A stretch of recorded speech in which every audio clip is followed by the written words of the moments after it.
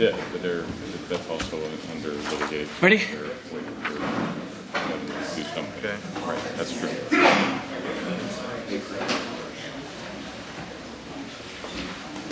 Okay.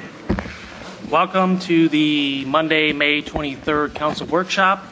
We'll get right into it and begin with Alan and responses to previous Council Workshop questions. Mayor Pro Tem and City Council, Rick is a little under the weather this morning, and so I am substituting for him.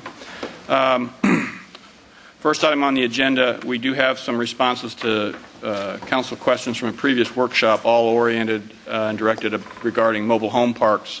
I will walk you through just the highlights of the answers. The first question was, what are the number of police and fire calls to the Oak Hill and Radio City mobile home parks?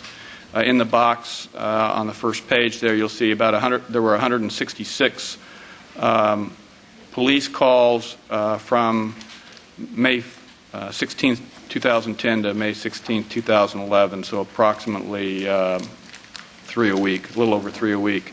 To Oak Hill Mobile Home Park, just below that, 28 calls in the 12-month period. Below that is a description of the variety of calls that make that up. The fire department, at the bottom of the page, you'll see 5 total responses to the Oak Hill Mobile Home Park and 38 to the Radio City Mobile Home Park. Second question, how are mobile homes taxed? There's a description there for you, several paragraphs, and on the back page is an attachment that comes from the Polk County Treasurer's Office that is the particular table and formula for how mobile home taxes are calculated. But mobile homes that are a standalone unit or two are taxed as a regular residential. If they're in a mobile home park, then the table that's on the back page is applied. About the 4th paragraph down, it says that the mobile home tax is calculated on a range of 16 to 20 cents per square foot, and it depends on the age of the mobile home. A 600 square foot mobile home would pay annual taxes of between $96 and $120. Of course, that's apportioned out in the same manner as property taxes are apportioned out on the consolidated tax levy, with the city being about 40% of the tax rate. And then the city of Des Moines has collected approximately $120,000 a year for mobile home taxes. The next question is, could the city purchase or assist an owner of a dilapidated mobile home park with planning, redevelopment, or transition if they express interest in getting out of the park? The short answer is yes. However, we do have limited funds, and we would have to identify a funding source in order to accomplish that task. We would go into provide planning assistance and then proceed through a proposed redevelopment project. We've had a couple of instances where we have been able to purchase mobile home parks, but there was external funding sources that were available to allow us to accomplish that. On page 2, can mobile home be sold on contract? Manufactured homes are titled as a vehicle, and so they can be sold as a vehicle, and a second party can hold a lien on the title. And then the final question is, how will homeowners be held accountable to keep their mobile home properties maintained? We have various ordinances in place related to junk and debris, rental properties, public nuisance properties. We can enforce all of those. However, as you see in the second sentence, appearance issues cannot necessarily be enforced unless there is a hazard issue in place. Also, zoning regulations, we may be able to control density of some of the parks to be regulated. Those are the answers to the questions. Mr. Mayor. Christine. Question back on the where it says the city of Des Moines collected approximately $120,000 based upon the taxation schedule for mobile homes. What would it have been? Could we get the number as to what it would have been had they been taxed as single-family residential? We will certainly make an effort to that. We'll have to. I mean, just a ballpark. Okay. I don't want. There'll have to be some way of assessing the value of it outside of the schedule that's listed on the back page. on a square footage, but we'll certainly make an effort for you on that. Okay, thank you. Alan, on page 3, you talked about can the mobile homes be sold on contract, and it looks like it's inappropriate to use a real estate contract as the instrument. But on the other hand, could someone put out a loan and use that as collateral? I mean, they could figure out a way around that, can't they? I mean, They would it's be just able, as a real estate. or as actually as a vehicle purchase, like buying a used car. Yeah. Yeah. All right. Any other questions down here? Do they have to have those plated every year, like you do a vehicle? I am not sure of that. We can certainly find out. I would assume that they are required to. And I also have a question on that. Given our rules and regulations on cars in yards, if I recall that if you have a vehicle in your yard, since they can sell them as vehicles and they register them as vehicles, if you have let's say at my house, if I have a car sitting in my front yard and it doesn't actually work, isn't that a violation, and can't they tell me to move it? And in this case, these are registered as vehicles, and if they can't be moved, then isn't that a violation, Jeff? You can get back to me on that. I'm just Yeah, throwing that out there. I'll get back to you on that, but I think that's going to be a little bit different under our regs. Okay.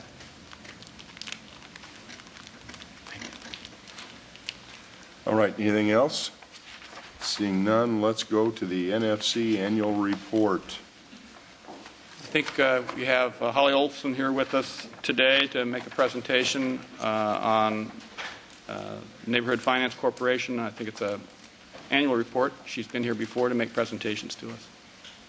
All right, thank you. Just wanted to thank all of you for having us here this morning. With me today, I've got a couple of folks of our management team and also one of our board members.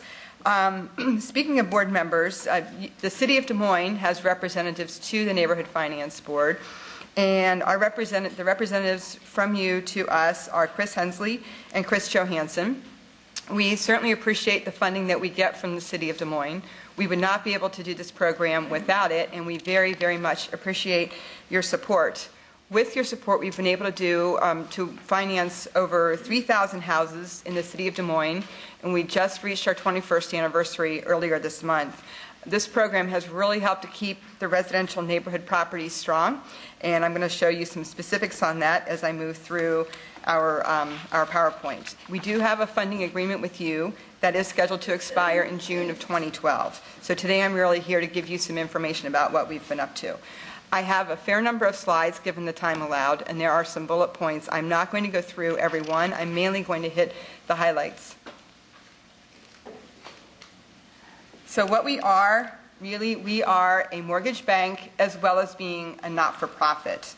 And what this will mean to you is that we are a lender rather than just a grant program.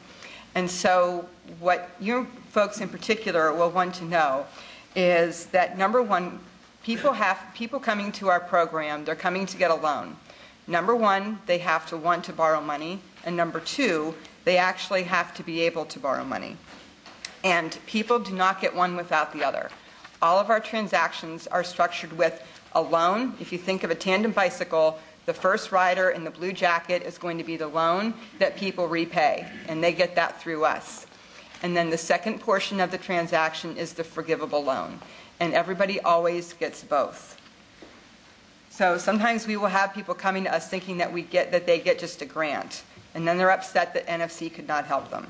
Well, we can help them if they want to borrow and they're able to borrow. But if they're looking for just a grant, that is not something that we are set up to do.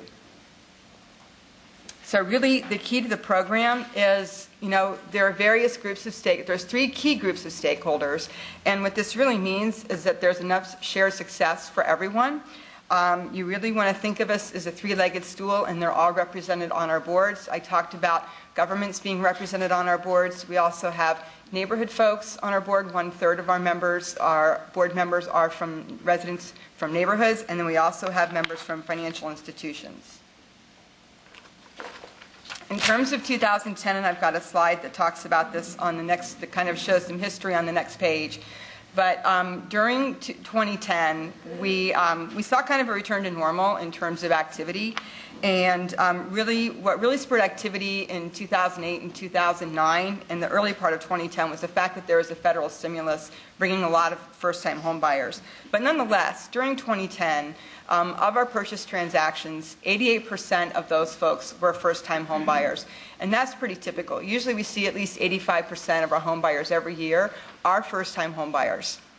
The other good thing for you to know is that 21% of those first-time home buyers purchased vacant, bank-owned, foreclosed properties. And whenever you have that, that is a great win for everybody. I mean, it really helps the neighborhood to have a vacant, abandoned house now occupied where people are taking care of it. You've got a first-time home buyer, so you have the family now being able to build on their assets. It also helps the exiting bank because now they're no longer carrying an item of inventory that they're basically not set up to do. And of course, because all of our transactions involve property rehab, the property is being improved. And then here's just some loan production history. As you can see, 2008 and 2009, banner years, as they were not just for us, but pretty much everybody in the lending industry. And then this is a breakout that shows the number of loans per neighborhood. The CW at the beginning stands for citywide. Those are neighborhoods that have been recognized but not yet designated.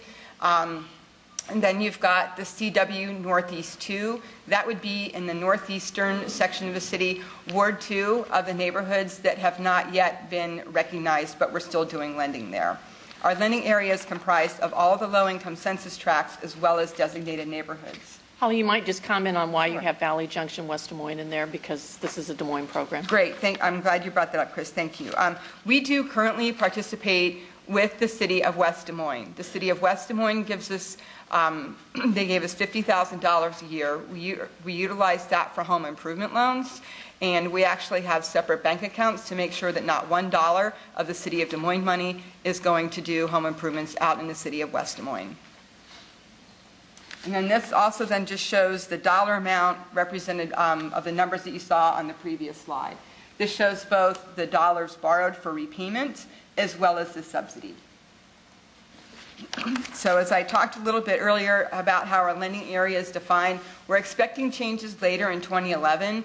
I did look for maps that would show projected income by census tract for, reflecting the 2010 census results. Apparently those are not available yet.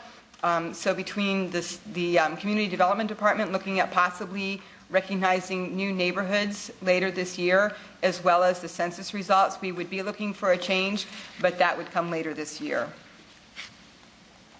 In terms of how we use money that we get from the city and the county, typically at least 4 private dollars are obtained from every $1 that we get from the city and the county. Now that's typically on a home improvement loan. On a purchase transaction, you're looking at $80,000 to $90,000 borrowed or private money, accompanied by the $10,000 forgivable money from the city and county. So that's really more of like an 8-to-1 leverage, but the minimum is typically a 4-to-1. And then I know, Chris, you had asked me to talk about additional leveraging. We actually don't look at just the city and the county for our money. We typically look, we're basically turning over a lot of rocks out there just to see what other money is available to us given the programs that we currently have, or perhaps any programs that would be close enough to what we do, so we're not just going to chase dollars just to chase dollars and have to take on new programs that don't make any sense. So we really do make an effort for a variety of funding. We are a member of NeighborWorks America. We apply to them every year for both unrestricted or operating money as well as permanent capital to be used on our real estate development program. We also seek grants for home buyer education. We are also applying to the Federal Home Loan Bank to become a member of them. And if we were approved, then we would hopefully have access to lower cost capital that we could use for more of a variety of programs. And then every year we apply to the Community Development Financial Institution Fund at the U.S. Department of Treasury, although those grants are really quite competitive. In terms of community support efforts, just kind of a something that we've talked about before. We contributed to the buyouts as well as the Neighborhood Resource Office, and then we will always be sponsoring various neighborhood events, home tours. I know we've got the Drake Home Tour coming up in less than 2 weeks. We are one of the lead sponsors on that program. In terms of how we are managed, you'll probably gather from looking at the points on the slide that we really, in terms of how we manage and provide oversight, we're really kind of numbers people. Our audit's already issued for this year. We had no management letter comments. Our tax return is in process. We are very diligent about managing the money, tracking the money that we get from you folks. Our lending, so with us being a not-for-profits get some additional scrutiny just because they're not-for-profit. The lending community gets additional scrutiny as well. So with this being a not-for-profit mortgage bank, we get a lot of scrutiny, and that's fine. Our lending program, we are also examined by the Iowa Division of Banking, and we just had our examination from them a couple of months ago, and really no issues to speak of there. In terms of our marketing efforts, how do we get people to come to our program, given that they have to borrow money through us? Our marketing efforts really depend on the loan type. We work a lot with realtors, doing presentations to realtors, having them to our office for lunch and learns. Of course, we don't provide any kind of, reward points or anything like that because you really cannot do that as a lender, but we have found that 66% of our home buyers actually are referred by a realtor. So we really try to make ourselves aware to them of the benefits for their customers that neighborhood finance can offer. Refinances and home improvements, those a lot of times come from neighborhood newsletters, us going out to neighborhood meetings, and so on. The chart on the left there, the pie chart, one really good thing for you to know about that is last summer we did some research on where did people come from when they bought a home through neighborhood finance. And as you can see, 33% or 1/3 came from outside of Des Moines. And that's huge because they came from somewhere else and bought in the city. And that is really good for everybody involved. The next slide then shows I apologize, some of those zip codes are kind of dark. The bottom one in the purple is the 50311 zip code. You've got 50312, and then the red on the right side is 50317. So there's really a pretty good distribution of folks moving into zip codes in the city of Des Moines. We're not getting just one kind of cluster, if you will, in one particular zip code. Here, I know, Hallie, you had asked me to talk about how do residents obtain neighborhood financing. They start off by bringing their application or pre-qualification form to us and supporting documentation. We don't really do a quick pre-qual like maybe some other lenders do. We actually ask them for a lot of information up front. We have found it really helps to avoid surprises later on. Sometimes if they're having a conversation with a potential lender, they may kind of forget about different things that might be on their credit report. And so this really helps, getting information up front really helps streamline things later. The other thing that's really important for you folks to know is that with us being a lender, we have to follow fair lending standards and industry underwriting guidelines. Now, what fair lending standards means is if somebody comes in and says, my credit's not really good, but here's my application, I want you to go ahead and process it anyway. Well, if they say, here's my application, I want you to process it, we have to, by fair lending guidelines. And so if people are coming to us because they're not sure and we have to do an application, we'll have to see what the result is. We don't have conversations to screen people. Because you can really get into some kind of questionable things there. So really the thing for you to know is that we are really abiding by fair lending standards. It is critical that we continue to do so. Then if the applicant is approved, they will be seeking bids on the improvements that they are going to do. We include the bids and the improvement as part of the loan package. We hold the money in escrow and pay out the contractors directly after the closing on the loan occurs. The customers get the loan that is repaid, and after closing, the rehab work begins.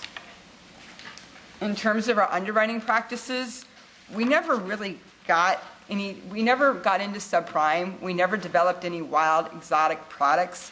And at the time, some folks were concerned that maybe we should go into subprime. I think everybody today is very glad that we did not go into subprime. Our transactions and our underwriting, the way that we underwrite, and it really results in transactions that are sustainable to the borrower our delinquency is typically at or below the national average. It is currently at 4.16. We have minimal defaults. Right now, 7 of our 1,600 loans are in foreclosure. That is a very, very low foreclosure rate. We also have 7 properties that are owned by us through borrower default. And the one thing, too, is that we are not a lender of last resort. While that may mean fewer opportunities for borrowers, it also means, it does mean, on the positive side, that public money is not going into transactions that are set up to fail. Now I'm going to show you some of the work that we do with our real estate development program. I know, Bob, you thought it would be a good idea for me to show some before and after photographs. This is all these houses, okay, this is the same house. The little photograph on the left is the before, the photo on the right is after. It was, I know we've got Phil Delafield here, he may cringe when I say that when we got this house back, the borrowers had done some of their own rehab and the front door opened up into a bedroom, which is definitely not the, I don't think that's city code. So we have corrected that. It now opens to a living room, and I'm happy to say that we sold this house about a month ago to a pair of first-time home buyers. This next house, this is over on East Grand. It is immediately west of Kelly's Little Nipper. It's quite boarded up, as you see on the left side. It is now, we just signed a purchase offer with someone on Friday, and they are going to close on this house by the end of June. And what was the sale price on that? The sale price on this was the final offer that we signed was $97,500. And this also is the same house, and we thought, we find sometimes when we get back houses that the front enclosed porch really kind of functions more as a junk room. So really to kind of improve the curb appeal and the utilization of the house, it's a nice neighborhood, and so we basically unenclosed the front porch and made it a really nice area for people to sit, and we signed the purchase offer on this house, and this is going to be closing, I want to say, by about mid-June, and the purchase price on this is about $73,000 and change. And then this final house, this is not an optical illusion. We actually bought this house. It was a 1-story, 1-bedroom, 1-bath, and Zach, our real estate development program manager, came up with the plans to add a 2nd story.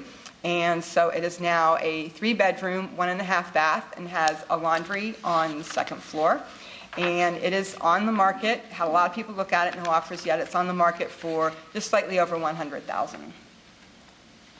So, you know, as you can imagine, with all the work that we do, we're really making a nice injection to the local economy in terms of between the real estate development program and all the rehab, what we actually pay for materials and labor. And so I've got some figures there, and I've got a bar chart that's on the next page. And I know all of you know that I could talk about neighborhood finance all day, but we have limited time. So I will stop talking now and take your questions. Go ahead. Holly, on page 7 and page 8, where you have your graphs, it shows that both the Merle Hay neighborhood and Drake neighborhood utilized NFC quite a bit more than the other neighborhoods, but I know that the needs are just as great everywhere else. What would you attribute that to? I think, number one, it would really be the appetite for borrowing. I think also, too, what we see in particular in the Merle Hay neighborhood is once you get some borrowing and you get some momentum going, then neighbors really talk about it with each other, and you really start to see the contagious effect. Now, some of those two are larger neighborhoods, so you're going to have more houses, but really it would be the appetite and wanting to come in and seek money. I mean, I know we've worked with, there was one neighborhood in particular, and I won't mention their name here, but when we met with their housing subcommittee within their neighborhood planning committee, the first thing they said is, we don't like to borrow money. And when they say we don't like to borrow money, you know, yeah, they're getting a forgivable loan when they come and borrow with us. So they're already getting money that they don't have to repay.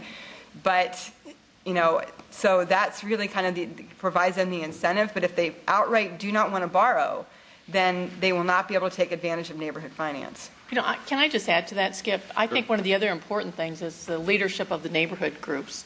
If you recall last year, Joanne came in and we didn't even realize she was going to come in. I didn't know she was gonna She be here, yeah. really took the lead on the Merle Hay neighborhood. I mean, that was her passion, that was her mission, was to make sure that people understood the program, and she probably did more for the success of neighborhood finance in Merle Hay neighborhood than anything that NFC did, really. Yeah, I think that's definitely a fair statement. I mean, we go out to the neighborhood meetings and talk with them. I was actually out at Gray's Woods a couple of weeks ago, and but really what it comes down to, and there were some folks in that meeting that had used our program, but it really comes down to having a real neighborhood champion that will continue to talk about us. Do they have to be a designated neighborhood before they partake in this? I'm thinking about the Fairgrounds neighborhood and the needs they have there, but I don't see them on the list. Fairgrounds they are in our lending area. We actually do go to their neighborhood meetings because our lending areas is all the designated neighborhoods as well as any low-income census tracts. And Fairgrounds is considered to be a low-income census tract, and so because of that, they are in the neighborhood. Or I'm sorry, they're in our lending area. So really what we need is a champion in each neighborhood to push this. Correct. Okay. Thank you. Good job. Thank you. Holly, page 10, I am struck by the fact that you have $4 of private funding from banks and credit unions for every dollar from city and county. Who are the banks that are your partners? Do you have a list? I mean, you don't have to give them to us today if you don't have them. Sure, yeah, the banks actually range from the big nationals, like a Wells Fargo and a U.S. bank, all the way down to the community banks. I know Jenny Cooper, our board vice president, is here from Bankers Trust. Bankers Trust has been a solid investor with us. You have other folks like First American, Great Western Bank, and so on. So yeah, it really ranges from really large to community-based. It's to the bank's benefit to participate because they get credit for that on their CRA exam test. So I think that the funding has been, they've had more banks interested in participating than what they had a need for. So there's been some rotation of banks kind of through the process. Okay. Anything else? Holly, thank you very much. Great, thank you.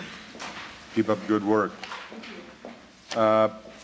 Let's move right in to health insurance.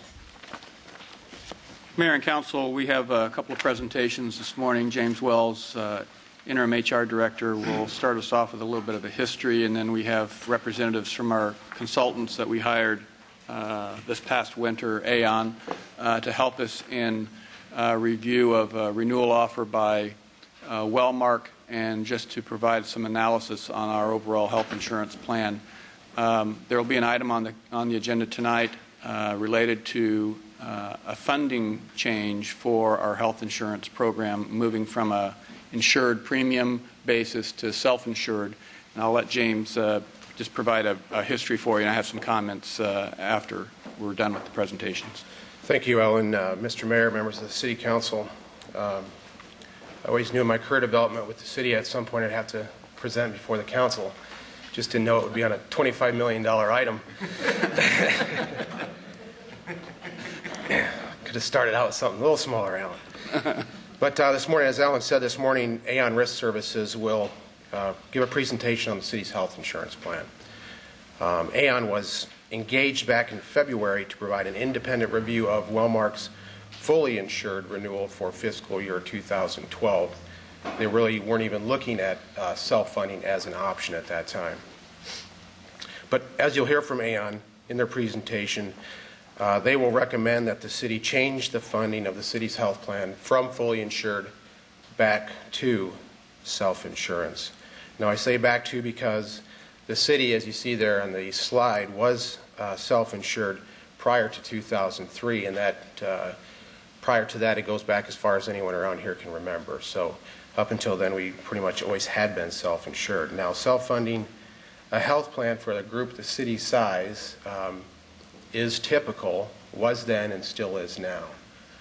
Back in the 2000-2001 era, the city, along with everyone else, was going through a period of high medical inflation, and the city specifically was in an extended period of high or multiple large claims. And at that time, the city was responsible for the first $300,000 of those claims. That was the city's deductible, if you will. That's the individual stop loss. So all these large claims that we had to pay the first $300,000 of depleted the city's health claim reserve fund. So in 2003, Wellmark stepped in and said, we'll fully insure the city's health plan. And they did. And since that time, for the last 8 years, that's worked pretty well for us. It eliminated that reserve requirement, and it provided rate stability and budget predictability. The city knew what its health care or health plan expense was going to be prior to the budget process, prior to budget adoption. But now, as you'll hear from Aon, this might be the right time to return to self-insurance, which is really the norm for a group this size. Some of the things Aon will talk about, as you see, our experience has improved. There's an opportunity to lower those cities' risk exposure by using a lower individual stop loss, a lower deductible. Okay? And there's some other things that they'll mention, like drug rebates. Right now, Wellmark, and as would any other insurance carrier that fully insures the city's plan, receives the drug rebates. Those are estimated about $200,000. If we were self-insured, the city would receive those monies. But wouldn't that have been taken into account when Wellmark did the bid or negotiated the premiums? That's a good question. And I don't believe that it was, because they looked at our experience and their experience of the entire group of fully insured clients. Okay. Maybe we could have Aon suggest or discuss that. Great. So Aon will come up next, but before they come up, I do want to just emphasize that a change in funding from fully insured to self-insured has no impact on benefit coverage. This change would be seamless to the employees and our early retirees. The employees would experience no change in benefit administration, no benefit coverage. They wouldn't even receive a new card, which was confirmed by Wellmark. So I just want to throw out there. With that, I'd like to introduce Aon with Kim Lobato and Craig Currier. Thank you. Yeah, I'll see this.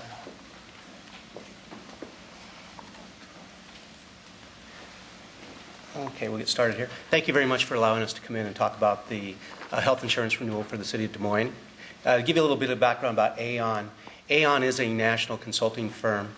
Our office happens to be located in Omaha, Nebraska, and I am the local practice leader for Aon, and Craig Currier is our underwriter, and we do have 2 actuaries on staff in our Omaha office, and we do quite a bit of government work out of our office. So to get started here, I want to talk a little bit about the fully insured renewal for the city of Des Moines. Currently, the current plan costs are $23,700,000, almost $800,000. The initial renewal from Wellmark came in at $25,771,000 for an 8.39% increase. That renewal proposal was later revised to $25,529,000, or a 7.36% increase, a little over $1.7 million. That would be typical of what we would see for trend today, so it's a reasonable renewal considering what we see going on across the country and certainly in this marketplace here. However, we actually went in and we understand the underwriting process that Wellmark uses, and we calculated a renewal based on what we see in the marketplace, not only in Iowa but across the country. And the factors that we use are slightly different than Wellmark's. And we calculated a renewal that the experience was calling for a renewal of $24,837,000, or 4.46 renewal. And to get to your point about rebates, one of the challenges that the city has with their current fully insured plan with Wellmark is Wellmark's underwriting process. They essentially underwrite all of their fully insured business the same way, and there's no consideration given for the size of the group. And you are a rather large organization to be fully insured. And so in a sense, Wellmark is appropriately administering their underwriting principles, and they're pooling you with their fully insured book. And so it makes it, they can't give you specific credit for those RX rebates or for your experience in any other way than they're given the rest of the fully insured groups. So. Okay, can you answer the question then? If, say, for example, we were fully insured, we didn't change to the self-insured, and our experience was significantly less than what we had paid as a fully insured, would we receive a dividend that following year? Or would we receive some type of dividend? You wouldn't receive a dividend, but it would go into the calculation for the renewal next year. And you are paying because of the underwriting process or the underwriting requirements of Wellmark, you are paying, quite a good load for that pooling, the risk charge that's associated with your pooling point. So, okay, so as we looked at this, one of the things that we decided to take a look at is what the opportunity cost for you. We understood the history of the self-funded arrangements and so forth, and we decided to take a look at the opportunity cost of being a self-funded group. And we'll get into that in just a second here. And we'd also like to just mention that we want to support what James was saying in terms of if you do move to a self-funded arrangement, this will be transparent to the employees of the City of Des Moines. Okay, and I'm going to let Craig talk a little bit about the self-funded projection and how we developed it and what we're recommending here. Well, the first line is the current plan costs. Those are the fully insured premiums based on your current head count that you're paying currently from the 2010 to 2011 renewal, $23,776,000. We, Aon, took the experience of the City of Lincoln and projected that forward for the plan year beginning July of 2011, running for 12 months, and then we added in the fixed cost from Wellmark that Wellmark provided on a self-funded basis. And what is that percentage for Wellmark? The percentage of the fixed cost? Yeah, what's their administrative fee? Their administrative fee of that total there is $1,405,000. I'm not sure what that. Okay. But that fixed cost includes the administration, access to their PPO network, and it's the same network that you have now with the fully insured contract. It also includes the wellness and some of the other add-on services that Wellmark currently provides under their fully insured. That doesn't change at all. So again, we project, or Aon projected, your total cost, and this is on an expected basis, of $23,709,000, which is just slightly under what you're currently paying in fully insured premiums this year.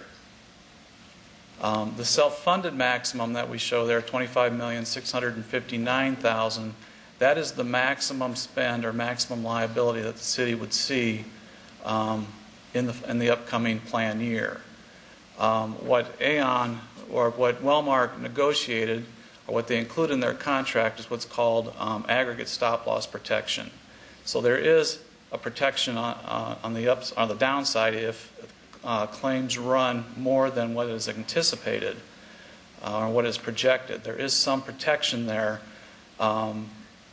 that Wellmark will step in at a certain point. It's 120% of expected claims. Wellmark will step in and take the liability from that point going forward. So if the plan does kind of blow up, run worse than expected, there is protection from Wellmark. And we anticipate or project that self-funded maximum would be $25,659,000, which is a 7.92% increase over your current plan cost. So it's pretty close, very close to what your fully insured premiums would be if you renewed with Wellmark on a fully insured basis. And one of the things that we do want to point out in this first year of self-funding, we are recommending that you use the maximum plan costs as a basis for the premium contributions. They're essentially flat to your fully insured rates, and that will allow you to develop an adequate reserve balance for the future. Can you go back and talk about the reserve balance? How much are you projecting for the reserve balance? In our projection, we included a 15% reserve, 50% of a mature claim projection. Is that 15% of 26 million? That's 15% of 22 million, which is where the claims were actually projected for next year. And I it's- just need to interrupt. Mayor and Council, we are anticipating staff internally that we will be able to fund with what we have currently budgeted in the 25% range, which is in line and maybe even a little bit higher than the state required calculation for an insurance reserve. That When you say 25% of what's 25% of claims, anticipated claims. So that's $5 million, right? Yes. And where would that money come from?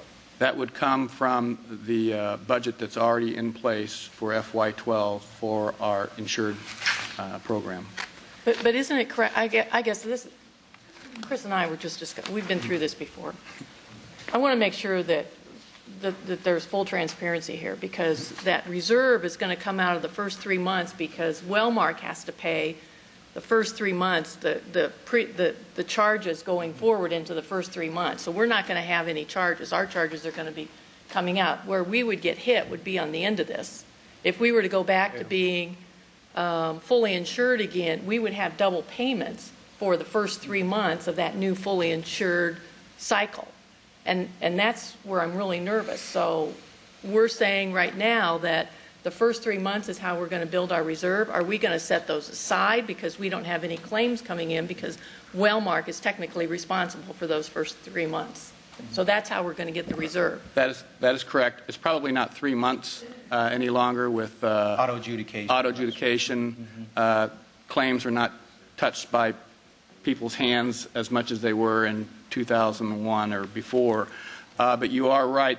The reserve that is created is set aside and held in our insurance reserve fund, separate from all other funds. And should there be a day when we were to move back to an insured program, and we would then be incurring the incurred but not reported, and it's probably not 3 months, more like 4 to 6 weeks, that reserve would be used to pay for those claims as they run out. Pay for the run-out claims, that's correct. But That's the correct. tail on that would be a lot longer than 4 to 6 weeks, wouldn't it? Yeah. When you would switch back. Typically. It's Yeah. typically the equivalent of 4 to 6 weeks of claims. It would be about a 12-month tail, correct? Well, yeah. The majority of A lot those longer, claims yeah. will be in the Yeah. first 6 months, or first 3 to 4 months, and then there would be a tail of about 12 months. One thing about the reserve is that it's not just for claims that are incurred but not reported. Should you go back to a fully insured contract, it's also used to protect the plan from claim fluctuations, month-to-month variations in the claims. A group your size, the claims are going to run fairly steady throughout a 12-month period. They're stable, they're credible. However, you are going to see months where you have higher than average or expected claims.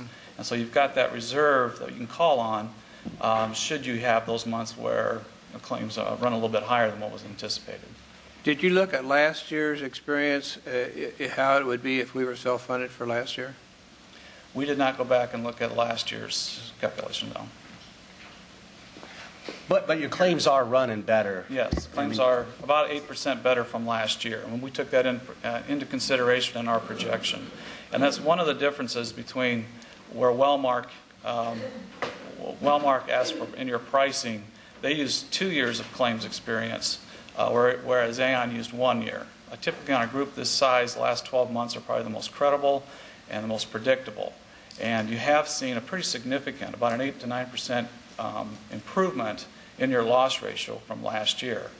And so we were able to kind of incorporate that into our claim projection for the 2011-2012 plan year. Right, and I think that if you look at the maximum numbers, and these are based on the reinsurance that Wellmark is offering, you can see how they support the claim calculations that we're making, because they're setting their own maximum at 120%. Their own rates are based on that 120% of expected claims, which essentially we agree with, or they agree with our calculations on that. Can you speak to that and just help me understand this particular aspect of it? And I could make a guess, but there's a stopgap, I guess, secondary insurance that covers everything above 300% or $300,000 on any one person's claim in a year. Is that how that works? And how does that square against the Wellmark stopgap that's 120% of their estimate? There are two types of protections here. There's an individual stop loss. So for any one person's claims, and it's no longer 300,000. Have a recommendation of 150,000 for that. 125,000 for that individual stop loss, rather than the 300,000 that you had 10 years ago, which would probably have been high at that point. So you have, on any individual claim, you have protection above 125,000, and then in aggregate for all of the claims up to 125,000 for your entire member population, the aggregate coverage is 120% over expected claims. So if you run higher than expected.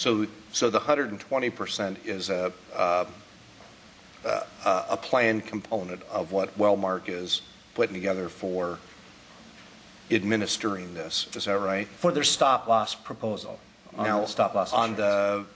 on the individual stopgap, is that a Wellmark plan component, or is that a secondary insurance that we buy? It's actually an insurance policy provided by Wellmark, yes. Okay, so that's built into these. They're both those stopgaps, whatever cost there is for that secondary insurance. That's correct. Or stopgap, they're both in this. The premium for the stop loss insurance is included in the administrative cost for Wellmark. A way to look at the gap, the 120% is kind of there's a deductible on the claims in aggregate. So on the individuals, you have $125,000 deductible on each individual that the city is responsible for. On the aggregate, there's a 120% deductible before Wellmark will come in and assume the liability. So you have expected claims plus a 20% deductible. Per se, essentially, before Wellmark will take liability. Let me provide one more comment too.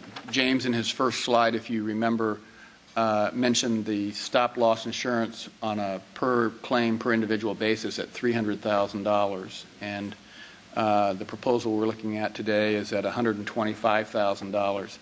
So not only is it lower today, but imagine a $300,000 stopgap back in 2001, and the inflation that we've experienced in health insurance costs over that time. So 300,000 was a very high number, and so we were enduring and paying out the first $300,000 on every claim that led up to 300,000. I was going to ask that. So back then, when we chose to leave being self-insured, our stopgap was at 300,000. Did we have the same kind of safeguard of the cap at 120% of estimated claims? It was 125% at that time. So with national health insurance coming in and the fact that there's going to be significantly more people in the healthcare system, I mean, we're talking everybody, I would think that the costs are going to skyrocket. I mean, if you look at inflation, and healthcare costs are typically the costs that go up more dramatically. How could we, at this particular point in time, justify making this change to self-funded? Well, healthcare costs are going to go up no matter whether you're fully insured or self-funded. I know, but I want to make sure I'm on the right side of that for risk. Yeah, let me address that. And we don't want to get into a conversation about national health care, although we can at some point in time. But it does impact. But it doesn't impact us. But what we expect to happen, or what the expectation is, that as you bring more uninsured people into the insured pool that are actually paying premium, then that should help the providers actually control their inflation, because what they're doing right now is they're providing care to an increasing number of uninsured people, and that care has to be paid by the other groups that are actually paying insurance for insurance. And so what's happening, a good component of medical inflation today is due to the uninsured care. And so hopefully what will happen in 2014 is that as more people actually pay for insurance, that'll relieve some of the pressure on medical trend, and that we'll see some abatement of that. That's what we expect to see. Let me add one more piece to this. In 2003, when we switched off of this, we had 2,000 employees or about. Now we're 1,700 plus, 1,720, 17 whatever. So we have a smaller pool. Plus, we have a number of folks that have moved from the employed to retirement. And I think that our whole group looks a little bit different than it did at that time, and I think which could be part of why our experiences has changed so significantly. So I would guess that the claims are significantly down, and we do continue to employ, or not only employ, but cover all of the dependents under the plan now. Now, whether or not they get thrown because of national health care on for a little bit longer, but our plan currently covers these people now. I don't see that our plan would be significantly impacted by national health care the way it is, especially when you compare it to 2003. Right, and our population has changed in another way since 2003 as well. Back then we insured all of our Medicare retirees. There was the Medicare offset for medical claims, but we insured all of the pharmacy costs.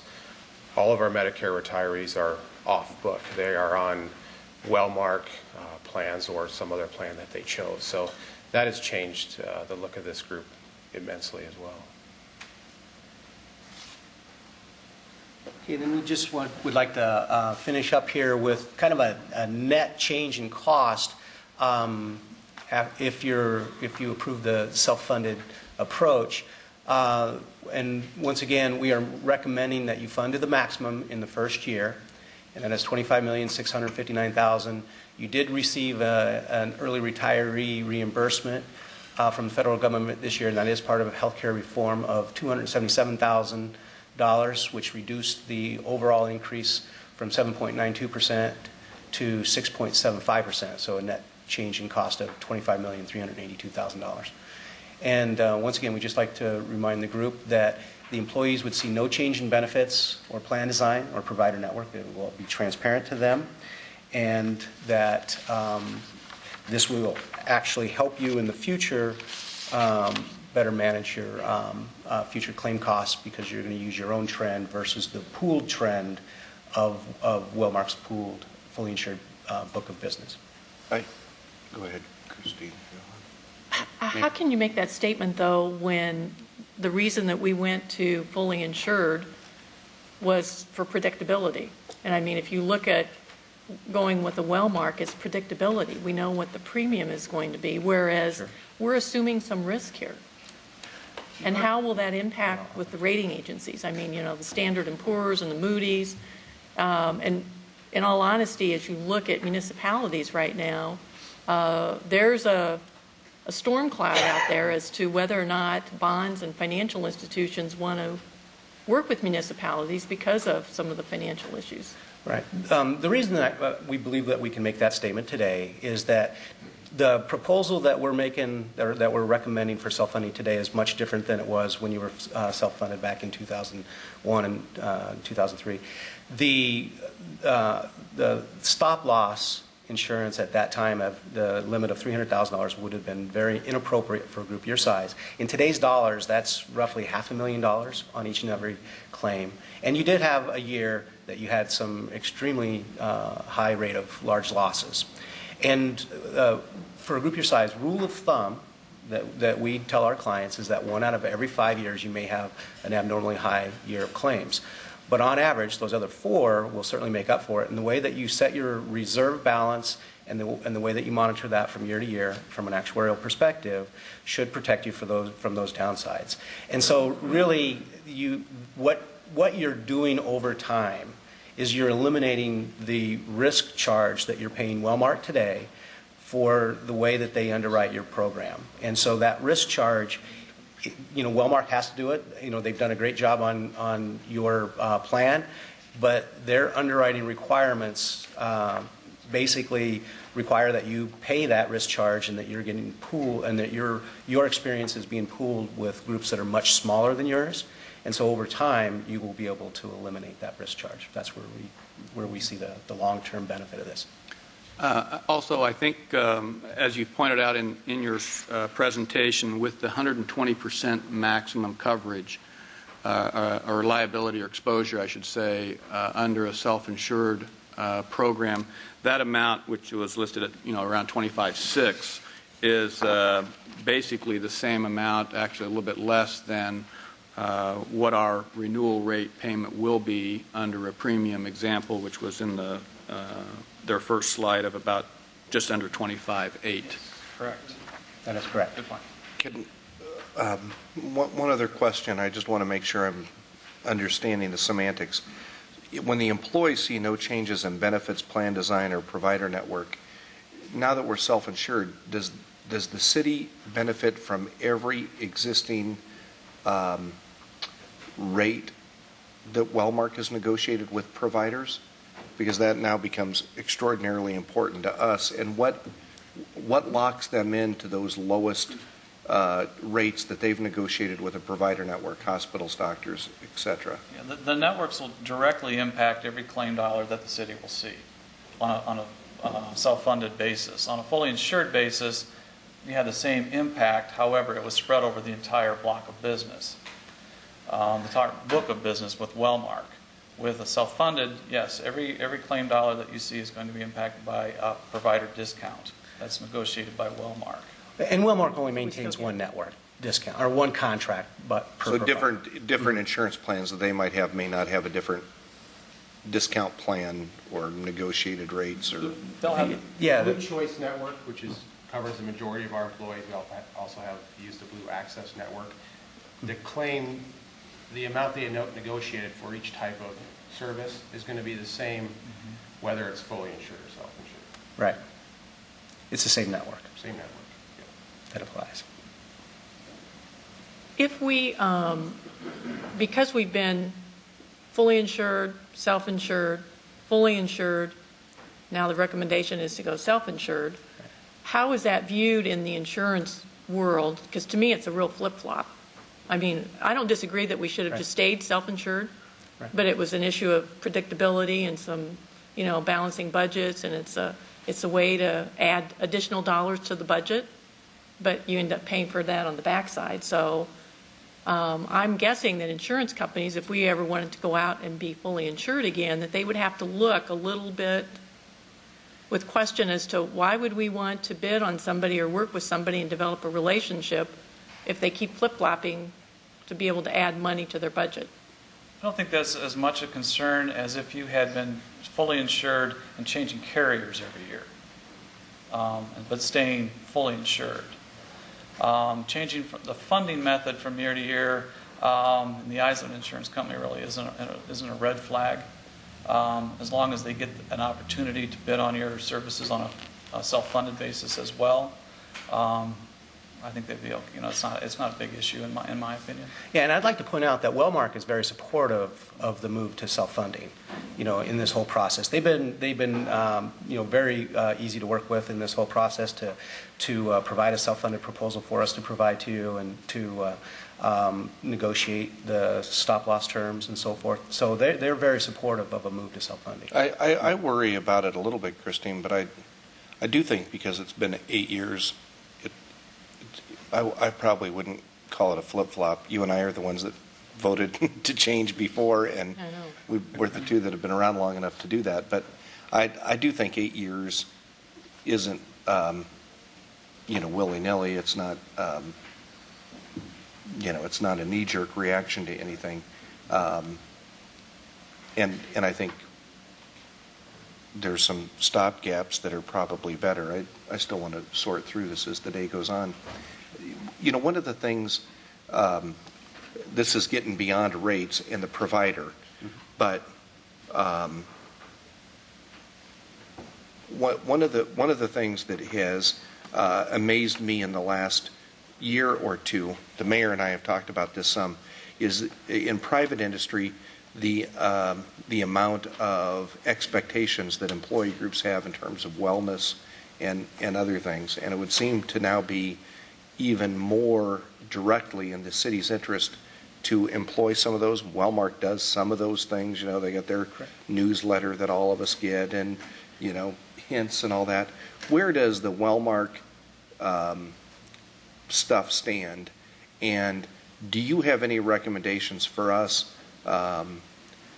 You know, I hear of things like there's construction companies in town that won't let their workers start working until they go through a stretching exercise, you know, in the morning. Right. And while it's not insurance claims, the amount of, you know, worker comp claims that come across our table every month is staggering, because, you know, we have employees that are hurt, injured, or sick. Right. There, definitely wellness will be a higher priority for you as a self-funded group than as a fully insured group. And we do work with a lot of groups and government entity groups on wellness programs. As a matter of fact, one of the programs I'm directly involved in is for the state of Nebraska. And they implemented a wellness program a couple years ago, and they've had negative trend ever since. And you know, for them, it's a 14,000 life group, and it's hundreds of millions of dollars of what they're looking at, you know, in terms of the impact on that. What you have to take into consideration is, you know, the wellness services that are offered by Wellmark and other vendors. You have to take a look at your organizational issues that will allow you to implement some incentives around wellness. So wellness planning and wellness strategy is definitely, you know, kind of its own little project, but definitely something that you will want to put on as a priority. You know, Alan, our plan is to consider this for action tonight. I'd really like to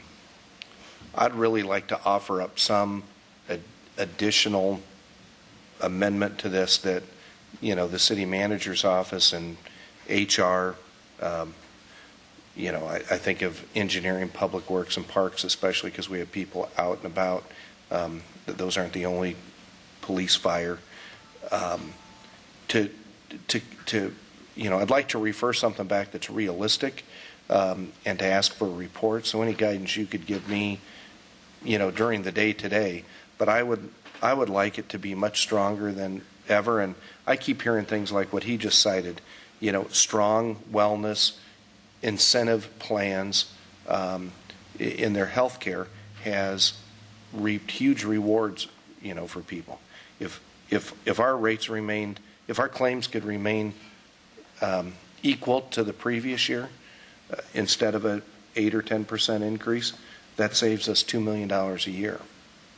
You factor that over a couple of years, and it's, you know, it's huge. And we hear lots of stories about how that's affected in other workplaces. The mayor and I have talked about this before, and I know it's one of his causes, but I just want to be prepared tonight for a discussion on that as well, because now it's directly tied to the amount of money that our taxpayers pay for this city service.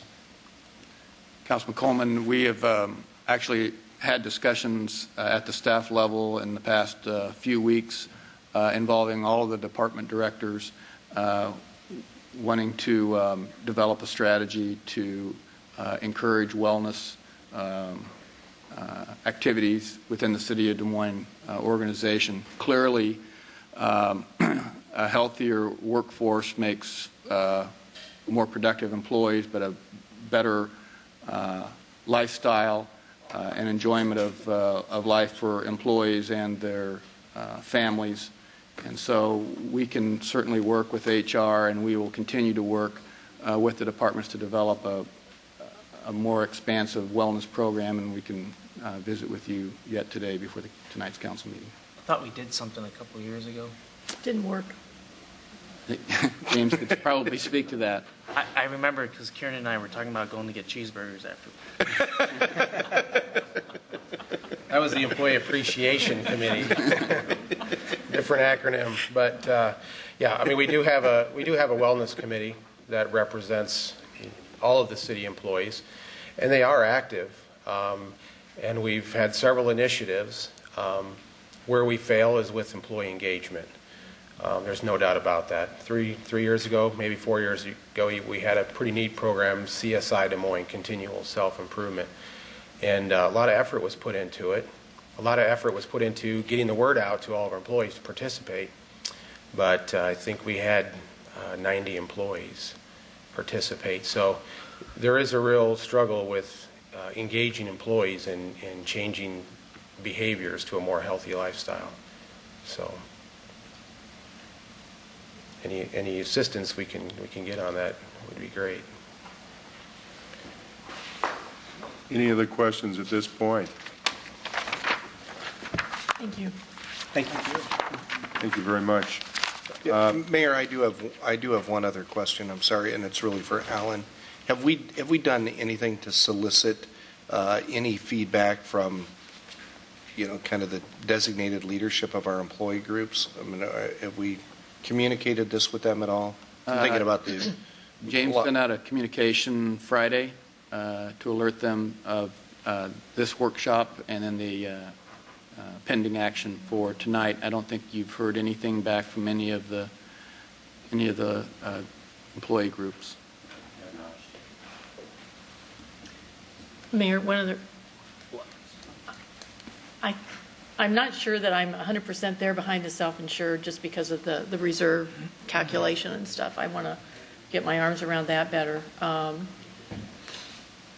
But I am concerned about how this is such a big decision for the council and it's just coming before us. My question is, what is the timeline for this? Well, your renewal date is July 1st. So, I mean, even if we were to not take action tonight and we had at the next council meeting? There is quite a bit of paperwork that is handled each year as we send out information to employees, even unrelated to this action, that really starts actually later this month. The next regularly scheduled council meeting is the 13th of June, I believe. We do have a special council meeting scheduled for May 25th, Wednesday, to handle the bond issue. So we could deal with that or this proposal then, Okay. if you'd like. Okay. Thank you. Thank you. I will tell anybody that who I think is waiting for the streetscape guidelines discussion. I think we'll put that off till next time because that was supposed to have started at 8:20. So why don't we move to the contractor qualifications presentation, and Mr.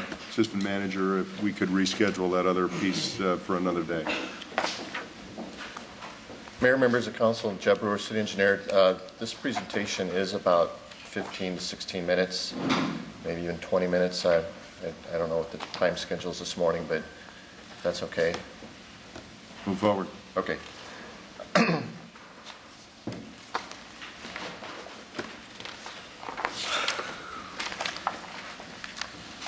As requested, today's presentation will be on contractor qualification and potential contractor qualification program. The presentation will really be in two parts.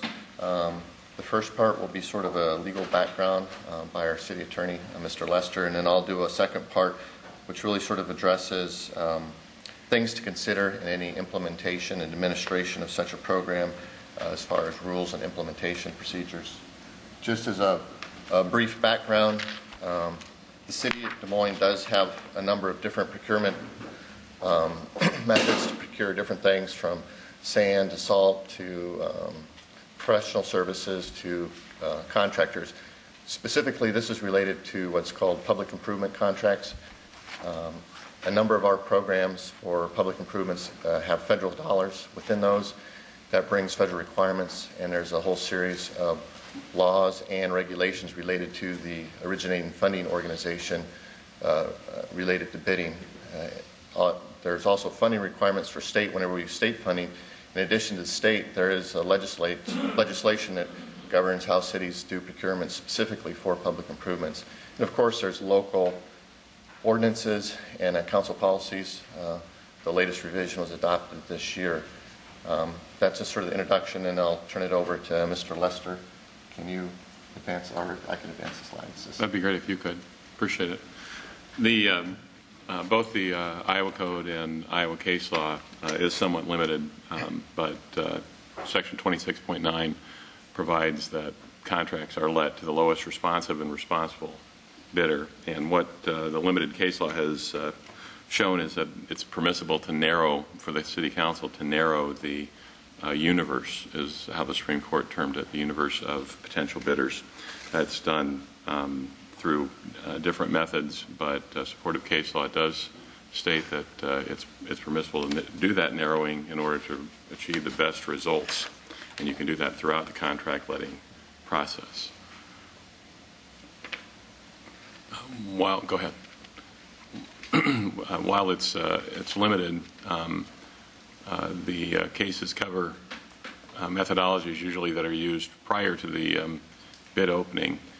The emphasis in those cases, however, hinges on project-specific instances. That is, where the city is functioning as an owner in the marketplace, that's a permissible activity for the city to be an owner and go out and procure services. If it becomes too pervasive, however, then the court has indicated that that becomes a regulation and would be preempted by the National Labor Relations Act. Other items that council may need to consider include the executive order recently issued by Governor Branstad. This order purports to restrict the city's ability to limit any type of staffing of contractors related to public bidding. That is currently in litigation. The other items that we'd like you to consider would be that there have been lawsuits historically. There was a lawsuit in 2001. There was a lawsuit threatened in 2006 when council considered this previously.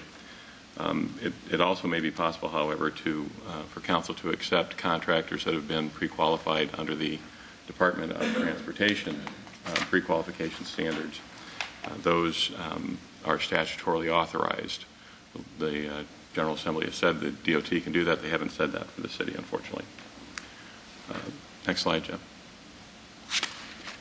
We did speak with Mike O'Mara at the Polk County Attorney's Office, who showed us the questionnaire that was used by Polk County recently.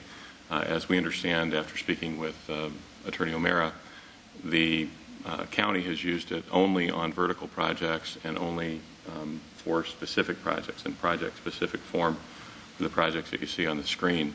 Because of their litigation in the Event Center construction project in 2002 and the delays that had on moving forward, they elected, as we were told, as we understand it, they elected not to use it in the recent jail construction project. But they did use it again for the Veterans Memorial Auditorium project in 2010.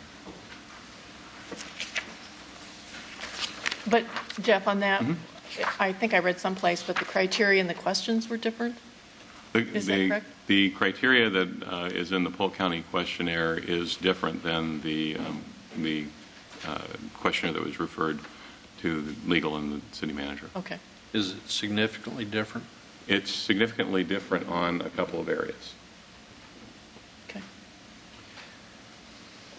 That brings us to if City Council wants to implement an additional contractor qualification program, we'll look at some of the issues related to the administration and some particular areas that Council may want to consider additional direction on how to craft a particular policy.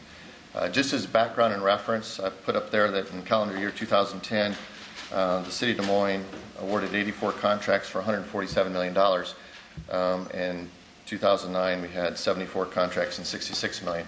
A lot of that increase has to do with federal funds that we've been very successful in getting as far as stimulus money and disaster recovery money.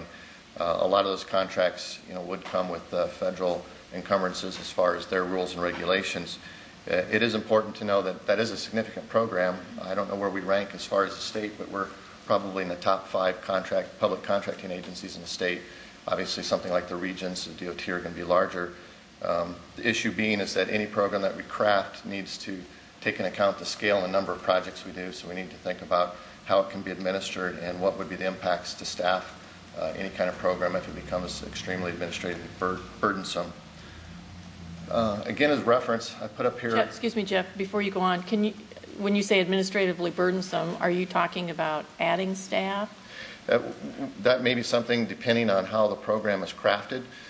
One type of program may be more burdensome and you would have to add staff. Another program, I don't know if we could get one that wouldn't have any impact, but we would try to think of one that would have less administrative impact, and there's some ways of doing that. Just as a reference point, currently if a contractor wants to do work for the City of Des Moines, the qualification process that we have is, as briefly outlined there, the contractor is required to secure a bid security before the bids will even open, and that's a requirement under Chapter 26 of State Code. In addition, and before we can enter into a contract, the contractor must be able to secure performance and payment bond, and that's, again, a state requirement under Chapter 573. The bonding companies have their own qualification criteria before they'll issue a bond, and it's dependent upon the type and nature of work, the experience they've had with that particular contractor, and their financial stability. In addition to that, before they can enter into a contract, we do require them to procure a certificate of insurance for general liability and workman's compensation. In addition, the contractors must also be able to be licensed with the Secretary of State and also must be registered with the Division of Labor. And the contractors must not be on a disqualification list. Jeb, do we require any kind of proof on training so that we're guaranteed non-substandard, or we're guaranteed against substandard work happening? We do not have a training certification program, so we do not require them to submit any kind of training forms. And what would they have to do to be put on the disqualified list? What type of incidents would get them there? Well, there's a federal disqualification list. Typically, that's going to be instances where they were not able to complete a previous job. It could be obviously fraud, or those kind of things would get them on a disqualification list. So it's not typical. I mean, it's kind of unusual, but occasionally that does happen. One concern with the disqualification list is that you have to be careful. A company can be disqualified, and then the principals can reorganize and become a different entity, and so the entity is disqualified, but maybe not the individuals that were associated with it. And what if they've got a bad history of workman's comp claims, unpaid claims, or OSHA violations? Do we disqualify them for that? We don't have, I think sometimes like the industry, there's been some discussion whether we'd actually qualify them based upon like their safety rating. Generally, that's for the bonding companies to get a performance and payment bond. They do look at those things before they issue that to a contractor to say what is their claims rate, what kind of safety claims they have. A company that has not very many assets and has lots of claims, the bonding company is probably not going to issue them. But we do not look at that specifically ourselves to say if a company had a particular claims rate for safety. We don't look at that specifically. We sort of, right now, our current policy is we rely on the bonding companies for the performance and payment. And obviously to get a certificate of insurance, if they've had bad ratings, the insurance company would price that out and would make it more difficult for them to obtain insurance. Have we had any instance in the past where a contractor was not following OSHA and we were held responsible for it? When you do, hundreds of millions of dollars of construction and over a period of time, billions of dollars of construction, we have had contractors that have been significantly fined. We've had a number, about 8 or 10 years ago, we had some fatalities that on a construction contract that resulted in significant fines for the contractor. As far as fines towards the city for contracting work, there have been some, and I think probably it might be more appropriate if council could provide those as far as history on those. Thank you. And also just as far as current practice, a number of our projects, if they do contain certain types of DOT funding, do have to go through the Iowa DOT bidding process. Those contractors, even though it's a city contract, would have gone through the Iowa DOT pre-qualification. Their process is a pre-qualification. and it's, as Mr. Lester mentioned, it's specifically authorized by the state code, and they look primarily at financial capabilities and access to equipment. City Council referred to the City Manager's Office in April a questionnaire. There was a summary report provided back to Council in April, and from that, that was the genesis for this workshop. As mentioned before, there had been 2 previous efforts to develop additional qualification criteria, but today I think what we're going to do is look at the questionnaire that was provided in April and not go back to those previous ones, since that's the one in front of us. Generally, I'd like to look at some issues the Council would want to consider in developing an administrative program for pre-qualification, look at the aspect of whether it becomes project-specific versus an annual certification, look at whether the qualification determination will be made before bids versus after bids, briefly discuss the information to be solicited, and if there's ability to develop objective standards to that solicitation of information, and then implementing rules. Of course, whatever program is developed, that really has the impact to what staff and cost to administer it, and there may be its impact. I don't really discuss today the impact it would have to the bidder pool, but just the administration of the program. Whether the certification and qualification would be done project-specific or annually, the questionnaire provided in the first paragraph, it discussed about having an annual calendar pre-qualification. However, in the questionnaire and question 15, it also asks for project-specific. So the questionnaire includes both an annual certification and also project-specific. I would ask the Council to consider possibly using project-specific information.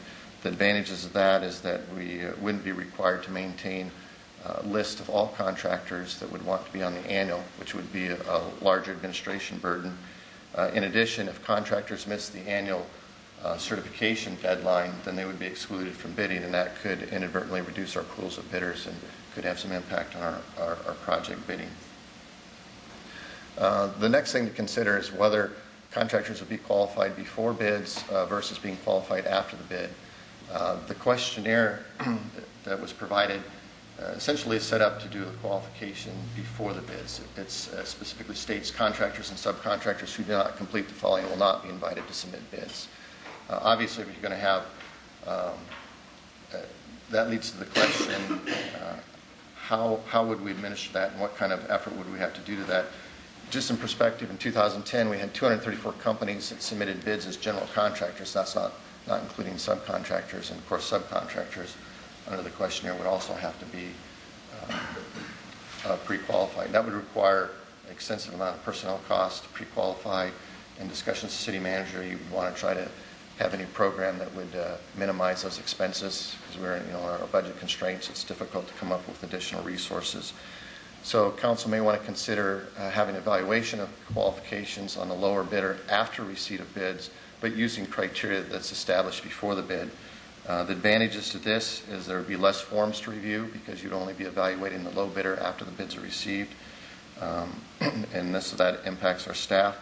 It's also important that the criteria must be established before the bid, because if you're going to do the evaluation after the bid, you don't want to have criteria that's not objective, because if you did it after the bid, there could be a potential for a protest of the second low bidder, and that can have impact on our program. The next thing to consider is what information is to be solicited. The questionnaire has kind of 2 broad categories of information. One is just identification information. Some of that is redundant from what's already collected on our proposal forms. However, there's also a section that collects information on the contractor's organization and training, as Councilman Moore mentioned, and financial status. However, the questionnaire does not provide any objective standards on those questions. It simply asks the question and doesn't say what criteria be used to evaluate whether that contractor would be qualified. Council may want to consider if we use the identification information, isn't really a big deal because we already collected, but if we do use some of that other data, that we would try to develop objective standards so that we could determine what would be the qualification. For example, if there was one on safety, to say if a company has had a claim an OSHA citing and they say yes, then they're disqualified. Do you have to do that as far as if it's a company that's has 10,000 employees and they have one claim, and a company that has one employee and has one claim? Well, how would you rate those? What's the objective criteria? Are those equal and considered the same, or would they be considered relative? The recommendation to try to develop objective standards is, and again, to try to reduce the administrative burden so that it becomes clear and enforceable on the contractors to say what would or would not be considered a qualification. As those objective standards are developed, they would need to be carefully reviewed with the legal staff to make sure that those qualifications are defendable and that they're also relevant to the contract, as Mr. Lester pointed out, so that it would be considered specific to the needs of the city as being an owner of infrastructure and trying to provide services and wouldn't be considered regulatory. If that's the case, looking at the questionnaire, it would probably be necessary to use a subset of questions. And council may want to consider if we could convert those to an objective standard, as even going so far as converting it to objective standard where it's either yes or no. Either you are or not, instead of a sliding type scale. If we were to come up with such a program, then we'd want to make sure that any of the implementing rules would be consistent with council policy or make revisions to council policy to ensure consistency. A number of things, I just listed a few of them, like subcontractor identification is already part of council policy. Emergency contracting policies, how would we treat that during an emergency contract? Obviously, one of the primary concerns during an emergency is securing a contractor as quickly as possible to protect life and property. And there may need to be some things to try to correlate those and eliminate conflicts. Eliminate conflicts with federal and state requirements. That becomes much more difficult. Most likely, in order to eliminate conflicts with the programs, it may not be allowed to be used on certain state and federal funding projects. Also consider contractor. One of the things council may want to consider, and Mr. Lesher mentioned, is that the DOT does have a pre-qualification process. It would be possible that we could expand that for city contracts that don't go through the DOT process, and allowing contractors that are pre-qualified under the DOT system to be considered pre-qualified for any city program. And again, if we could consider converting to a self-certification, that comes as a recommendation possibly to eliminate the staff resources. A self-certification program is in which the proposals provided there's a list of questions or questionnaires in which the contractor has to certify that he meets the minimums from that question. If you had an objective standard, you could do that. If the contractor was unable to answer, say yes to the questions that needed to be yes and no to the questions that needed to be no, then the bid would not be considered valid, and it wouldn't be considered. The advantage of that is that it's done again after the bids. If you tried to do it before the bids, typically we have anywhere between 2 and 4 week bid process, and if the contractor is trying to get a determination whether they're qualified, it'd be very difficult to do that in that short period, and that could impact our timing of our bidding. So by having a self-certification, that sort of eliminates that conflict with the contractor trying to determine whether he's qualified or not, because he would have to make the determination, and then the city would have to verify that once the bid is opened. So, excuse me, Jeb, would the city go in and verify all of the self-certifications if they were the successful bidder? Is that what you're saying? We would simply look at the low bidder, and then if they would have to self-certify and saying that they do meet these criteria, we could do possibly a spot check. Typically, if they don't meet that, our experience is that we have a couple 100,000 inspectors out there, and there's typically would be currently in our current program we do have some certification. If a contractor submitted something, those are public information. We put it out on the website, and it's quite frequently we'll have people calling subs or second low bidders to say, this information, I want to make sure that it's correct.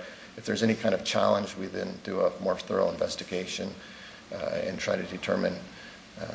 But if they provide the information, the assumption is they're signing it under oath, and it's notarized. So if they're submitting something that's incorrect, not only would it be violating our bid process, it would be fraud would have some serious consequences associated with submitting a falsified proposal. But how much we verify that really goes to the administration. I think with our current staffing, we would not be able to verify all the questions. We would simply take it if the contractor is willing to certify that, and obviously if they're able to get a bond and a bid bond to bid security, we would certainly have an opportunity to go back to that if they submitted a fraudulent proposal.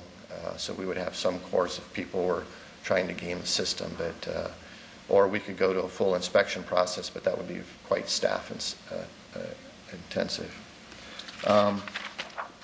That kind of leads up here, trying to make it a little short since we're running out of time, but is talking to Rick and to General Counsel. We're looking for some council feedback, and there's a number of things to look at, but one is on how to proceed with the development and implementation. I mentioned a number of things, but some of the more important ones are if there's a desire to revise the questions or to leave the questions as is, would council be willing to consider a self-certification program which would be less staff intensive, or would it look to a type of project-specific full questionnaire on each project which would take more time? And would there be consideration to use the Iowa DOT pre-certification process for projects that are of similar nature? Again, the advantage there is that it eliminates conflicts between a contractor being certified at one agency and not another. And also, since the DOT does the pre-qualification, we're able to piggyback on there and take advantage of some of the staff time that they've used to do that. And then again, what kind or if any public involvement is desired and how that would be structured. There's had a number of conversations. I know Rick looked at this very in depth and trying to craft something that would meet the needs of City Council the best as possible, but also be compliant with kind of a numerous legal and kind of a changing legal environment right now. So, sort of question time. I don't know if you have any questions from Mr. Lester or myself, or because Rick's not here, but I think we ought to ask some questions. Skip? Well, I think that if everybody read that email I sent out last week with the attachment on it, we realize that there's a problem with some of our contractors. The one particular contractor, that's a tree contractor, I went up there the next day and observed their work. They were not following the manual on traffic control devices. They weren't. I checked with Gary. They hadn't even informed TNT that they were blocking a street. They weren't following OSHA procedures on protective equipment they're supposed to wear. But the most horrendous thing that happened was to be telling our residents to F off, or it's none of your effing business, or whatever. And the amazing thing is we had the same contractor back in about '99 that did the same exact thing. And I know positively they did it then because I witnessed it.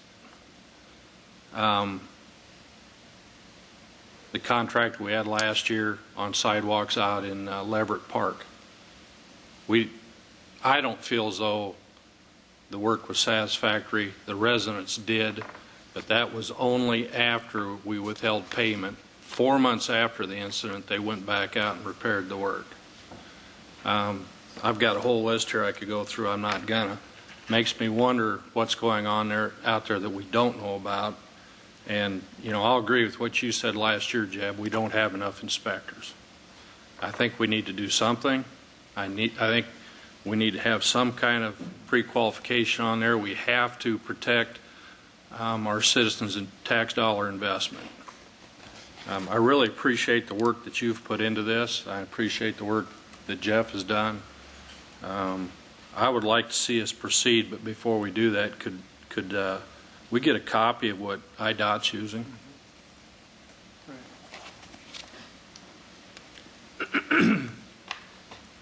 You know, you're talking about maybe additional employees in that. I would think that it would be less requirement of your department if we had a document that they would be pre-qualified, so that once the project went out and the low bidder come in, if he's already pre-qualified, why you'd have to do all this other research again. And I would think there might be a savings there rather than additional costs.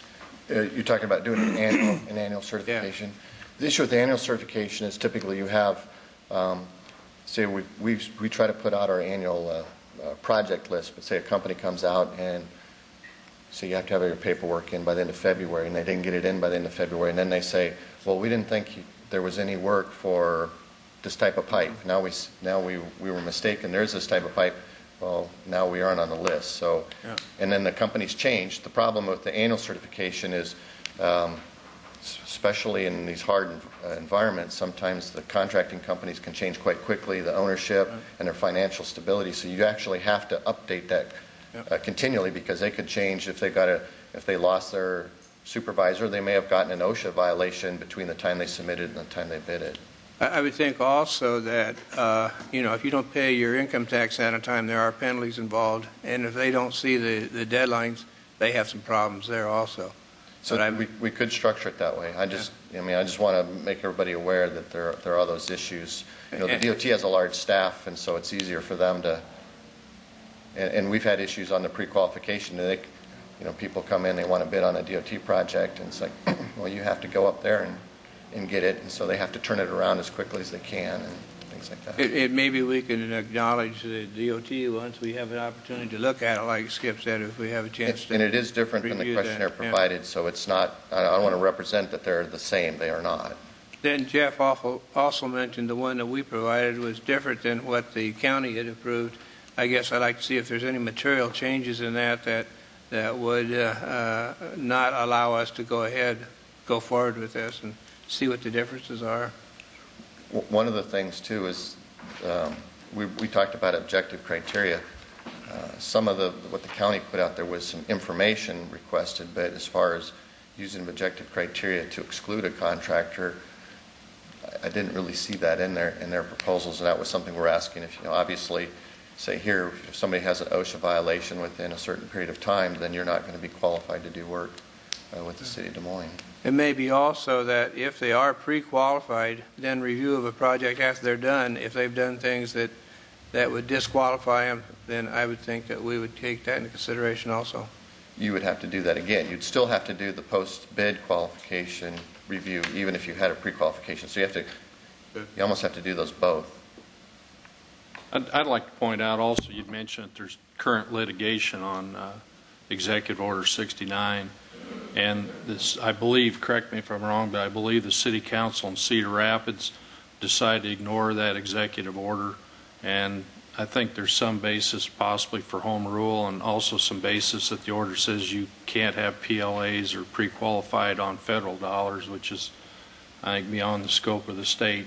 But I'm not a judge. But I would commend the City Council in Cedar Rapids for saying we're going to ignore this and see where it goes. As I understand it, the council there has taken the position that even if the governor otherwise had the authority, that these contracts were executed prior to the issuance of his order. And so that's the basis for continuing ahead, is that even if the governor otherwise had the authority, the contracts are already done, and under federal constitution, the state cannot impair a contract. So that's the basis. Whether or not that would translate into Des Moines moving forward is a different story, but that is also in litigation currently. Christine? I appreciate all the information, Jeb, and again, all of the work that's gone into this, but every time you come forward, it raises more questions and additional issues that I think we need to be very sensitive to. So moving forward, I think it's extremely important that the public involvement, this is all coming from staff as a result of what we've referred to the city manager's office, and we have not had the opportunity to get public input on this. When I say public, all of the different trade associations, I think need to be sitting at the table, and to me that would be extremely important, so that we have all sides of the issue before us before we make any final decisions. Mr. Coleman. I don't want to drag this out, but I do want to commend Bob and Skip for bringing this forward again.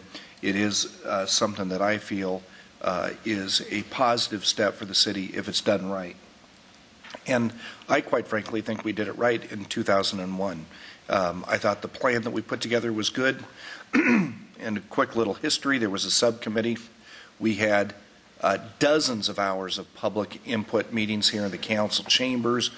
We met with all interested parties, and I think we got to a point where almost nobody liked what we did except the council, because it kind of took the best of what people thought we should be doing, and we made a pretty good policy. Here's what I recall being important, and I will support a qualification program, but I have I think I learned a lot from that process. Number one, I don't really like it being pre-done or annually for this reason. I don't think it's in the interest of our taxpayers to limit the bidders that we have on it. We should not let one contractor know that they're only one of two bidders that are qualified to even bid on a job. That should be a little bit of a mystery, and so we have to create a process that kind of keeps that mystery there, or it's just going to cost our taxpayers a ton of money. The questionnaire, I think, is important to be submitted before or when contracts are submitted, but it could be sealed, and that's the way we kind of thought it would be unveiled before, so that if there was a question, we had that information that they've submitted to key questions that might be the basis for not taking the low bid but going to the second lowest bid. And that, in my mind, really rationalized a lot of the troubles. In the questionnaire itself, I think that we have to be careful to ask questions that are really meaningful. For instance, and I've said this to the building trades, they would like us to consider all the times that a company has been alleged of violating or had a review or an investigation of alleged OSHA violations. Well, to me, there's a difference between something being alleged and investigated and really finding out that there was some kind of threshold of problems there. And so I kind of disagree on that particular point with some advocates of this, because I think we have to not base our qualification on what somebody has accused somebody of, but what they've been really found in violation of. And so some of these things are semantics, but I think I think that they're important. I do know from my Better Business Bureau hat is that our state is one where it's really easy to recreate a new company, create a subsidiary of a company. And so I think the work, the proposed language, I think, Skip, that you and Bob had submitted is really smart in tracing the ownership of these companies, not just the shell corporation that happens to be bidding on any particular job. And I think that's important. I would like to reduce the duplication. I don't think companies will bid on projects where there's needless duplication, where they have to submit the same thing in their bid documents. They have to submit the same things for the qualifications. They have to submit the same things for the bond that the city requires. So how we ask that and how burdensome, I think that's important. I will also tell you, I do think we should accept the DOT qualification. I think that it's solid. I think there's even good reason to consider the Polk County qualification. If somebody's been qualified there, I think that we could probably assume they'd qualify here and save some staff time. Those are some quick thoughts I have. One other quick thought.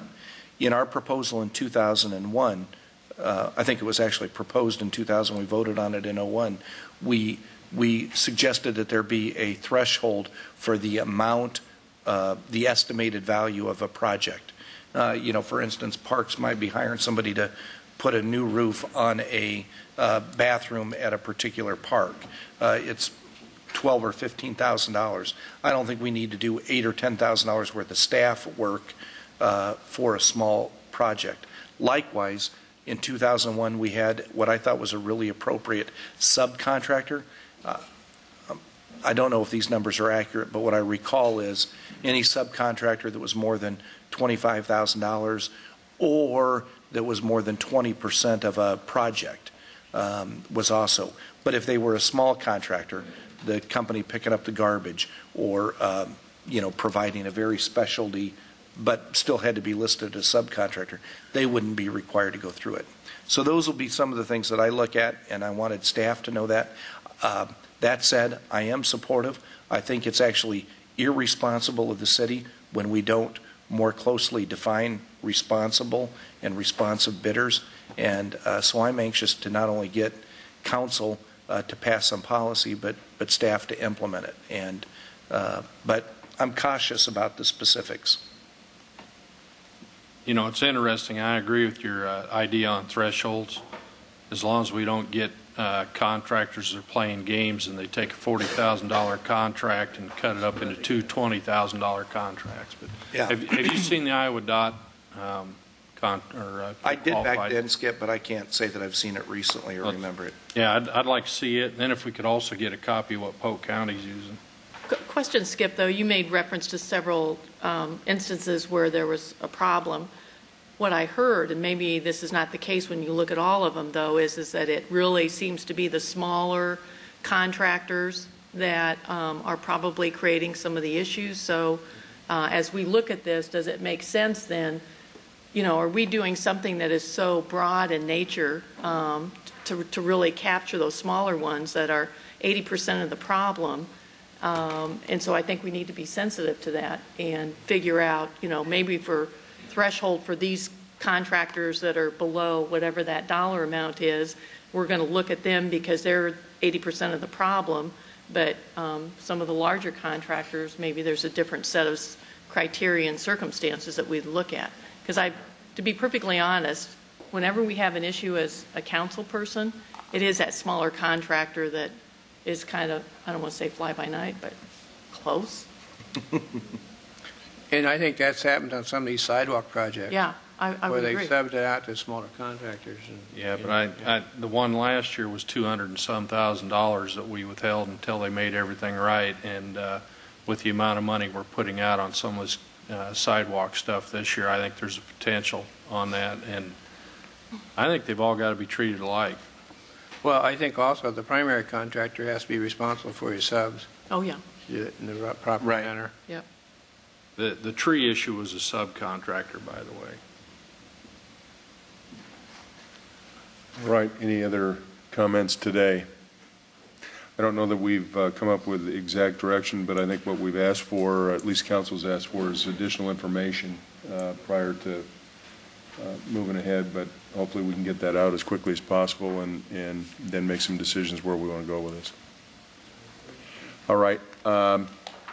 Let's open it up for any public comment. Good morning. And my name is Scott Norville with Master Builders of Iowa. I'm also a resident at 3101 Onondaga Point. Our business is located at 221 Park Street here in Des Moines. Here today to speak to the issue of qualification and here talking on behalf of probably around 600 contractors who perform on a regular basis commercial construction, vertical building construction in Des Moines and Central Iowa, and also the Des Moines Construction Council, who is a local association of around 30 unionized contractors who operate through collective bargaining agreements and whose employees are covered under collective bargaining agreements here in Des Moines. First of all, to kind of move to the center of this discussion, I would very much encourage the City Council to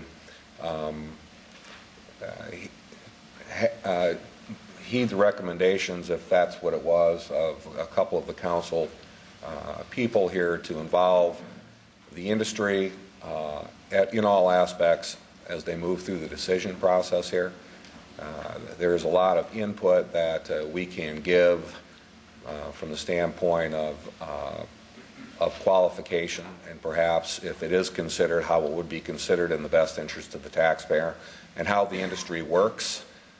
From that perspective, the idea of a post-qualification review, we fully support the notion that the owner, in this case the city, should have the ultimate in in its final decision to make sure that the folks who will do work for them are qualified. It's also important to understand that the industry accepts, the code accepts, the law accepts the role of the bonding company as the ultimate professional in making decisions on who is qualified and who isn't. So firms that you would know that are experts here, and I would submit that the best of experts would be firms like Holmes Murphy. Holmes Murphy regularly pre-qualifies contractors and does so with a tremendous book of business and does so with many, many clients here in the Des Moines, Central Iowa, and does so with many of those clients having done work for the city of Des Moines, as does Lemare, Mulock and Condon, as does Merchants Bonding Company.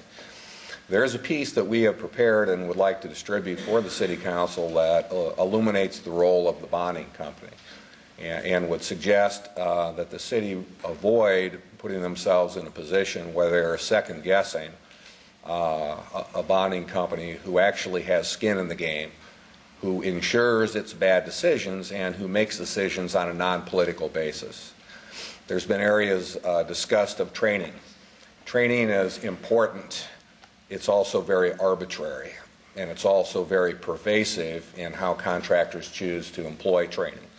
For example, some contractors employ the old-fashioned way of training where they hire individuals, they bring them onto a job, they make sure they're safe, they have attitude that is good, they show up on time, they're drug-free, and they go through an on-the-job apprenticeship and learning. Perhaps it's subsidized by the Des Moines School District. Perhaps it's subsidized by the community colleges. There are several certified programs out there of national import with industry-wide recognition, with global criteria, 2 or 3, that contractors employ. Some are done within the confines of a local union hall. Others are done within the confines of a local community colleges. Others are done in the confines of high schools. All have positive outcomes if the individuals being trained have the desire to be trained. There's a lot of programs to do that. We would say that within the ranks of the Master Builders of Iowa and the Des Moines Construction Council, you have some of the most highly professional contractors in the United States of America, augmented by the construction engineering program at Iowa State University that is continually ranked #1 in producing some of the most highly sought-after project managers and supervisors in the United States and, in fact, globally. So we have a very professional industry. OSHA, it goes without saying that commercial construction and construction at all levels is a very dangerous industry. There can be a focus on vertical and commercial the built environment. It's always amazed me how there isn't, however, that kind of focus at the residential level for safety. We've talked about sidewalks and the DOT. That is horizontal construction. And we're here today to talk about vertical construction.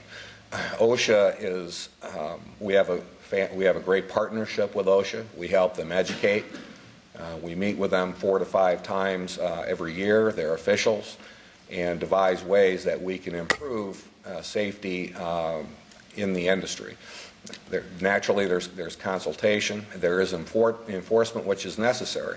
But understand that safety and mistakes is an equal opportunity problem. Even the most qualified of contractors can have the safety problem or a violation on their job site because of the very dynamic issue of safety and how things change minute by minute. And what needs to be evaluated probably is the contractor's initiative. And to the extent where they do take safety as a high priority, there are ways to do that. In conclusion, what we would suggest is, as we have currently with the City Council, we have a partnership with Phil and his group that was sanctioned by the city. It had to do with code and code compliance. We worked as an industry, we partnered with the city, and we'd like the same opportunity to do it here. It can work, but to be legislated in a vacuum, not having the input of an industry, be it labor, be it the contractors, is probably not realizing your full assets out there. So with that, we would suggest that it be the summary would be a post qualification, that it be objective, that the bonding companies continue to be used in a pre-qualification environment, and that we sit down over time, as we have with Phil, on the code compliance and work through this issue. And thank you very much. Scott, let me just make one point. I think you clearly outlined some of the things that we ought to try to partner with the industry on. But at the same time, when you talk about people that have skin in the game, this council up here has the public trust in last year $147 or $74 million worth of contracts, and we've been fooled before. And one of the things that we need to do is protect that public interest, and that's our responsibility, and we've got skin in this game. I understand, and with that I would say, and a question, and I'm glad you brought that up because it reminds me of, in that amount of work, can the city, and this would be helpful, produce a list of contractors who have been found to be disqualified, unqualified, delinquent? Skip has brought forward a tree contractor and some sidewalk issues, but if we could go back over a period maybe of a decade and look at the contractors who with the city has had to pull a bond or rely on the bonding company, that would be very helpful for us to analyze. Because oftentimes in this, is the goal, the very hard part is to try to understand what problem it is that we're trying to solve. Our observation has always been the city's highly professional in how they handle especially the pre-bid and qualification process. A contractor gets one opportunity to be deceitful.